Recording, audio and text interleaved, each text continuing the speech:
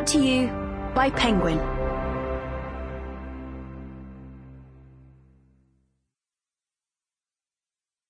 How to Be Good by Nick Hornby, read by Clare Higgins.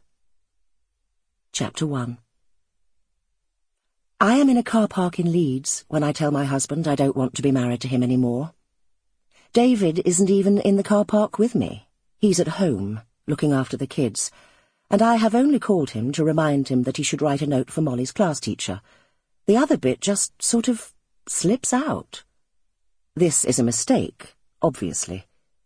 Even though I am, apparently, and to my immense surprise, the kind of person who tells her husband that she doesn't want to be married to him anymore, I really didn't think that I was the kind of person to say so in a car park on a mobile phone.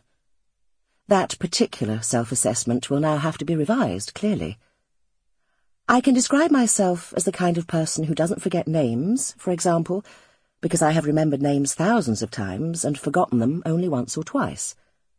But for the majority of people, marriage-ending conversations happen only once, if at all.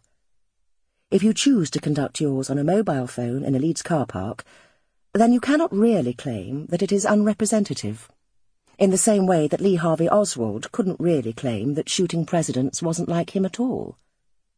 Sometimes we have to be judged by our one-offs. Later, in the hotel room, when I can't sleep, and that is some sort of consolation, because even though I have turned into the woman who ends marriages in a car park, at least I have the decency to toss and turn afterwards.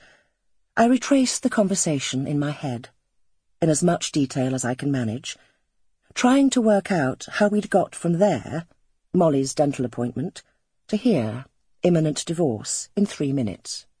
10, anyway.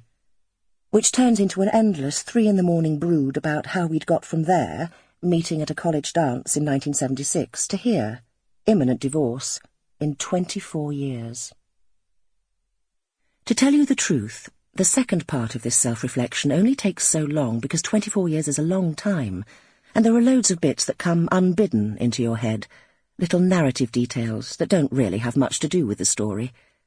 If my thoughts about our marriage had been turned into a film, the critics would say that it was all padding, no plot, and that it could be summarised thus. 2 people meet, fall in love, have kids, start arguing, get fat and grumpy, him, and bored, desperate and grumpy, her, and split up. I wouldn't argue with the synopsis.